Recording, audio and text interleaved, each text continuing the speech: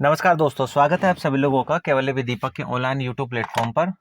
हम हमारे द्वारा यहाँ पर सीटेट एसएसटी स्पेशल क्लास चलाई जा रही है। सीटेट एसएसटी स्पेशल के लिए स्पेशल कोर्स यहाँ पर हमने अपने चैनल पर लॉन्च किया है।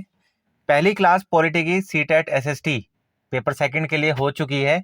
अगर आपने नहीं देखी है तो आप जाके देख सकते हैं। ये क्लास सेकंड होगी, लेक्चर सेकंड होगा आपका पॉलिटी सीटेट एसएसटी को लेकर।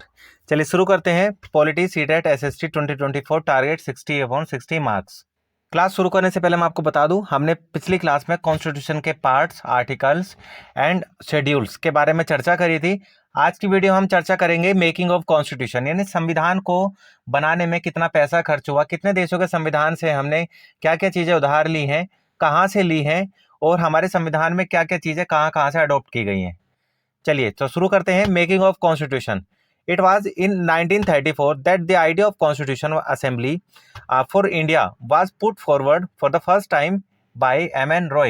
यानी पहली बार भारत के अंदर संविधान सभा बनाने का विचार सबसे पहले किसने रखा? तो इस संविधान सभा बनाने का सबसे पहला विचार सर M.N. रॉय यानी मानवेंद्र नाथ रॉय के द्वारा रखा गया था। The Constituent Assembly was formed on 6 November 1946 under the plan drawn up by the cabinet mission plan. यानी संविधान सभा का निर्माण जो है वो किस प्लान के या किस मिशन के अकॉर्डिंग किया गया था?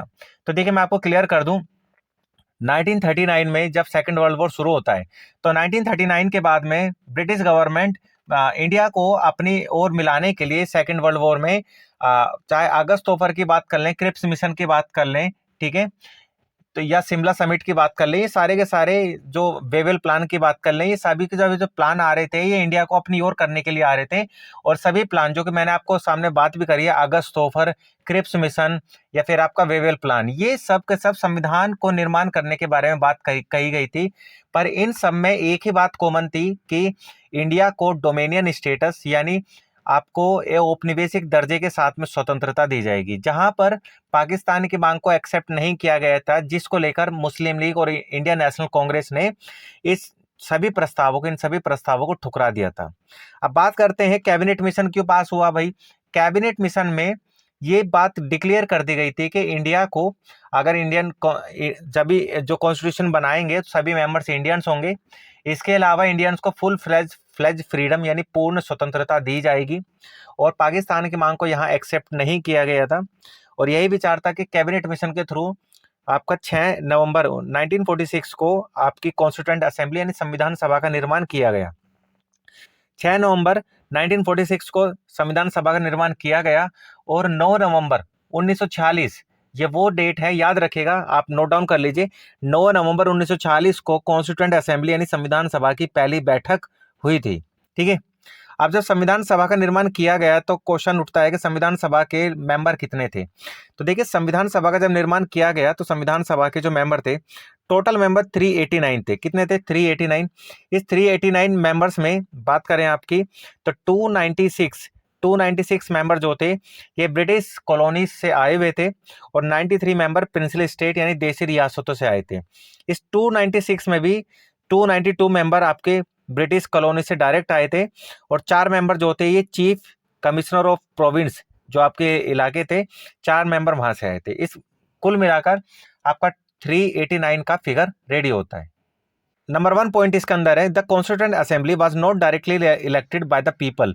यानी संविधान सभा का निर्माण जो है वो सीधे निर्वाचन के द्वारा नहीं हुआ था। एग्जाम में कई बार इस चीज को पॉइंट आउट किया जाता है कि संविधान सभा का निर्वाचन कैसे हुआ था।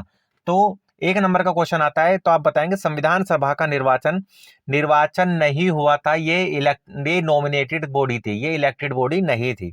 Next, the Constituent Assembly held its first meeting on 9 दिसंबर 1946। यानी संविधान सभा की पहली मीटिंग कब हुई? संविधान सभा की पहली मीटिंग हुई 9 दिसंबर 1946 को। इसके बाद में the Muslim league boycott the meeting and instead a separate state of Pakistan. यानी मुस्लिम लीग ने संविधान सभा का बायकॉट किया, और बाइकआउट करने के बाद में एक सेपरेट पाकिस्तान की डिमांड को उन्होंने एक्सेप्ट किया कि हमें क्या चाहिए, सेपरेट पाकिस्तान। और कैबिनेट मिशन में सेपरेट पाकिस्तान की मांग को एक्सेप्ट किया ही नहीं गया था। यही कारण था कि कैबिनेट मिशन में जो कॉन्स्टिट्यूएंट असेंबली का निर्माण किया गया था, कॉन्स्टिट्यूएंट असेंबली यानी संविधान सभा का, उसमें मुस्लिम लीग का कोई भी मेंबर हिस्सा नहीं बना था। नेक्स्ट पॉइंट है आपका doctor Sachchidanand Sinha was elected as a temporary speaker of assembly, यानी डॉक्टर सच्चिदानंद सिन्हा को संविधान सभा का सबसे पहला अध्यक्ष नियुक्त किया गया था, और ये जो अध्यक्ष थे ये अस्थायी थे, यानी टेम्पोररी आपका प्रेसिडेंट थे, ठीक है। इसके बाद में नेक्स्ट है doctor Rajendra Prasad was elected as the speaker of the assembly. तो डॉक्टर राजेंद्र प्रसाद को डॉक्टर सच्चिदानंद सिन्हा के बाद में as a permanent speaker appoint किया गया था, और डॉक्टर राजेंद्र प्रसाद परमानेंट अध्यक्ष बनने वाले सदस्य थे संविधान सभा के, और अस्थायी यानी नॉन परमानेंट मेंबर कौन थे, नॉन परमानेंट अध्यक्ष कौन बने थे, doctor Sachchidanand Sinha.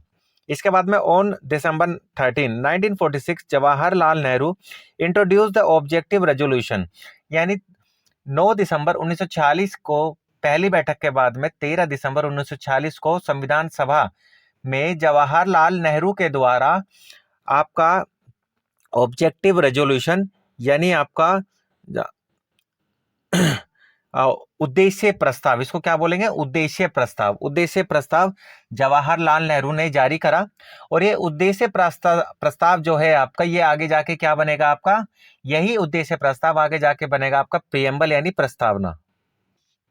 June 3rd, 1947, the partition of the country was done under the Mountbatten Plan, यानी भारत और पाकिस्तान का विभाजन किस योजना के तहत हुआ था आप बताएंगे, according to Mountbatten plan. Next है the legislative assembly also become a legislative body, thus the legislative assembly become the first parliament of independent India.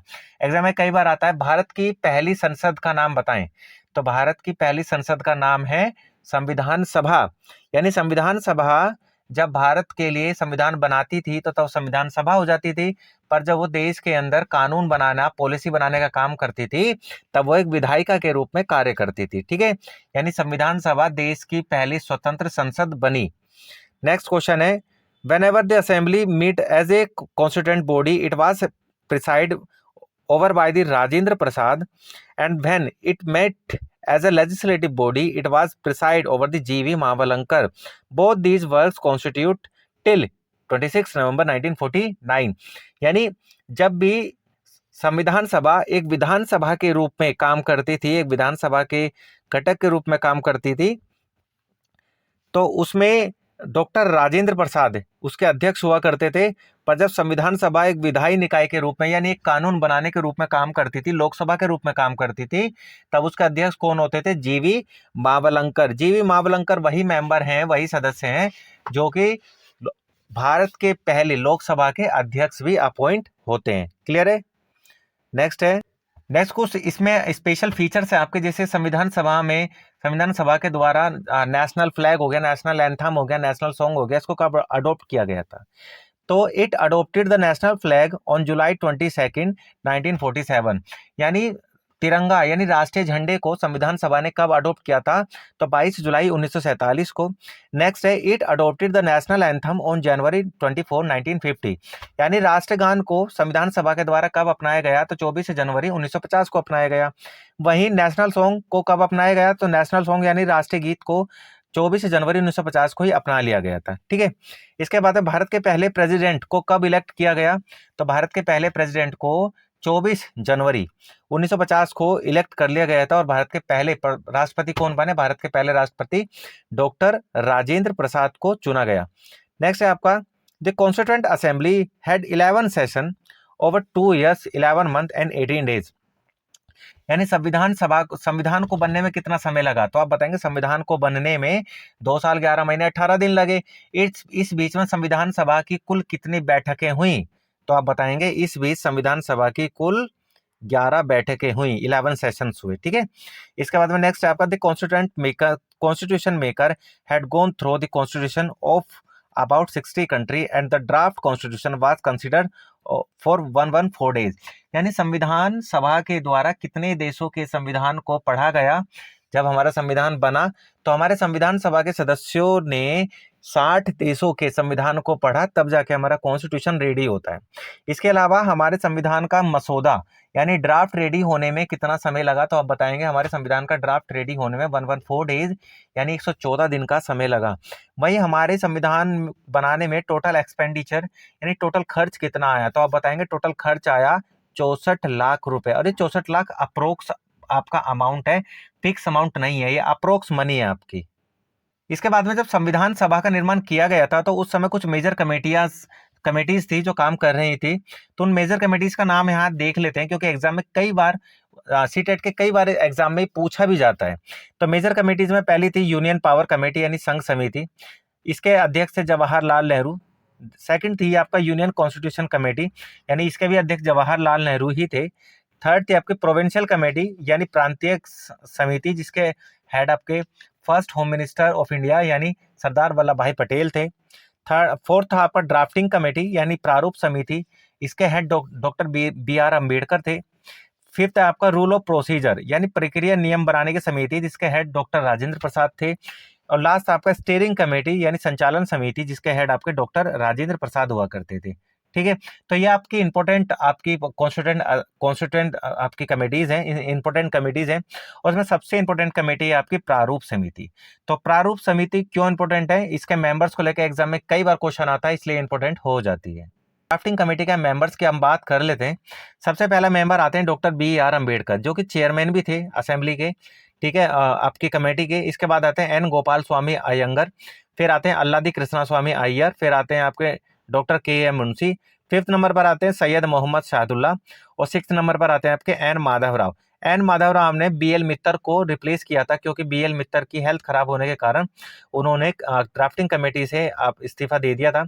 वहीं टीटी कृष्णामाचारी सेवंथ मेंबर थे, जिन्होंने रिप्लेस किया था डीपी खेतान को, क्योंकि डीपी खेतान की डेथ हो गई थी, इस कारण से डीपी खेतान की जगह रिप्लेस करके टीटी कृष्णामाचारी को ड्राफ्टिंग कमेटी का मेंबर अपॉइंट किया गया था। तो ये 7 मेंबर हैं, जो कि एग्जाम में कई बार पूछा भी जाता है इसको लेकर question.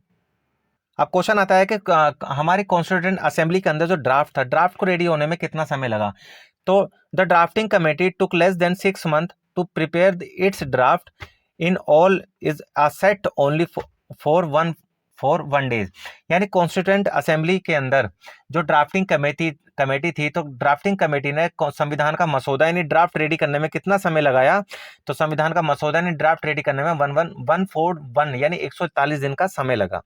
The motion of draft constitution was declared as passed on November 26, 1949 and received the signature of the member of the and the president। यानी प्रारूप आप कह सकते हैं कि जो मोशन ऑफ ड्राफ्ट था यानी जो मसौदा था, इसको 26 नवंबर 1949 को पारित किया गया। ठीक है, इसको 26 नवंबर 1949 को पारित किया गया। यानी संविधान को कब अडॉप्ट किया गया और इसको पास कब किया गया, तो संविधान को अडॉप्ट किया गया आपका 26 नवंबर 1949 को। और मसौदा यानी ड्राफ्ट को कब पास किया गया, तो ड्राफ्ट को पास किया गया 26 नवंबर 1949 को। याद रखिएगा, ड्राफ्ट को पास किया गया था, संविधान को अपनाया गया था। ठीक है, नेक्स्ट है आपका out of 299 members of assembly only 284 were actual present on that day and signed the constitution. यानी संविधान सभा के सदस्य जो कि 299 हुआ करते थे आजादी के बाद, यानी 1947 15 अगस्त 1947 के बाद से 389 की जो स्ट्रेंथ थी वो कम होकर 299 रह गई थी। इस 299 में भी जिस दिन संविधान हमारा बनकर रेडी हो गया 26 नवंबर 1949 को, उस दिन कुछ लोग प्रेजेंट नहीं थे, कुछ लोग बीमार हो चुके थे, कुछ लोग चले गए थे छोड़ के। ऐसे में प्रेजेंट मेंबर थे 284 मेंबर्स ने भारतीय संविधान पर अपने सिग्नेचर किए थे 26 नवंबर 1949 को। एग्जाम में ये question most of the time पूछा जाने वाला क्वेश्चन है। The constitution as adopted on November 1 और November 26, 1949 contained a preamble 395 articles and 8 schedules. यानी संविधान को कब अपनाया गया, तो संविधान को अपनाने की डेट है 26 नवंबर 1949। और इस दिन संविधान को जब अपनाया गया तो संविधान के अंदर टोटल आर्टिकल्स कितने थे 395, शेड्यूल्स कितनी थी 8 और पार्ट्स कितने थे 22। ठीक है, the preamble was enacted after the entire constitution was already enacted. यानी संविधान लागू होने के बाद में प्रस्तावना को लागू करा गया था। एग्जाम में कई बार पूछा जाता है पहले प्रस्तावना लागू हुई या संविधान, तो आप बताएंगे पहले संविधान को लागू किया गया, उसके बाद प्रस्तावना को लागू किया गया। नेक्स्ट है आपका doctor B R Ambedkar is a recognise as a father of constitution of India, the brilliant writer, constitutional expert, the chief architect of the constitution of India is also known as modern Manu. यानी doctor B R Ambedkar को जिन्हें भारत का संविधान का जनक भी बोला जाता है, जिन्हें संवैधानिक विशेषज्ञ भी बोला जाता है, जिन्हें भारत के संविधान का मुख्य वास्तुकार भी बोला जाता है, और जिन्हें आधुनिक मनु की संज्ञा भी दी गई है। तो ये सारे नाम डॉक्टर बी आर अम्बेडकर से रिलेटेड है, सारी उपाधियां, तो आप इन चीजों को याद रखें। अब बात आता है कि जब संविधान 26 नवंबर 1949 को अडॉप्ट किया गया तो संविधान का कुछ हिस्सा उसी दिन लागू कर दिया गया था। तो कुछ हिस्सा जो लागू किया गया उसमें कौन कौन सा था, इससे या कौन कौन से आर्टिकल्स थे, तो आर्टिकल 5, 6, 7, 8, 9, 60, 324, 366, 367, 379, 380, 388, 391, 392, 393, ये वो आर्टिकल्स हैं जो कि संविधान को 26 नवंबर 1949 को जब अडॉप्ट किया गया था तभी आर्टिकल्स को लागू कर दिया गया था, और बाकी का बचा हुआ संविधान 26 जनवरी 1949 को कंप्लीटली लागू कर दिया गया था। संविधान को कुछ क्रिटिसाइज किया जाता है, जैसे फर्स्ट है नॉट अ रिप्रेजेंटेटिव बॉडी, यानी संविधान सभा एक प्रतिनिधि निकाय नहीं थी। ये बात करेक्ट है, क्योंकि संविधान सभा के सदस्यों का चुनाव जो है वो चुनाव हुआ ही नहीं था, उनको नॉमिनेट किया गया था। नेक्स्ट है नॉट अ सोवरेन बॉडी, ये संप्रभु निकाय नहीं है। ये बिल्कुल सही बात है, क्योंकि संविधान सभा की जब जब बैठकें होती थी तब तब उनको वायसराय ऑफ इंडिया यानी ब्रिटिश सरकार से अनुमति लेना जरूरी होता था। नेक्स्ट टाइम कंज्यूमिंग, बहुत ज़्यादा समय लगा हमारा संविधान बनने में, 2 साल 11 महीने 18 दिन का समय लगा, जो कि एक बहुत लंबा पीरियड है। डोमिनेटेड बाय कांग्रेस, लास्ट में 284 मेंबर होते हैं जो कि संविधान के ऊपर सिग्नेचर करते हैं। इसमें मोस्ट ऑफ मेंबर जो होते हैं आपके लगभग 90% मेंबर जो होते हैं वो कांग्रेस के मेंबर होते हैं। तो कह सकते हैं कि डोमिनेटिंग बाय कांग्रेस, कांग्रेस के मेंबर्स के द्वारा डोमिनेट किया गया था। नेक्स्ट है लोअर पॉलिटिशियन डोमिनेशन, यानी संविधान सभा में सबसे ज्यादा वकील और राजनीतिज्ञ यही दो लोगों का वर्चस्व था। डोमिनेटेड बाय हिंदू, संविधान सभा में सबसे ज्यादा जो परसेंटेज था, बहुमत था, वो किसका था, हिंदुओं का था। ठीक है।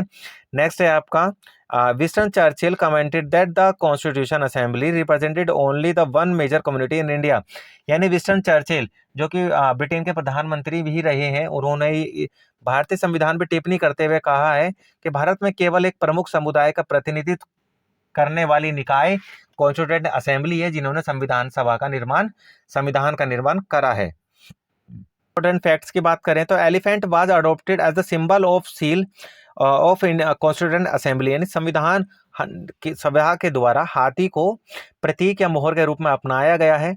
Sir B N Rao was appointed as a constitutional adviser, यानी legal adviser. B N Rao को संविधान सभा का कानूनी सलाहकार अपॉइंट किया गया था।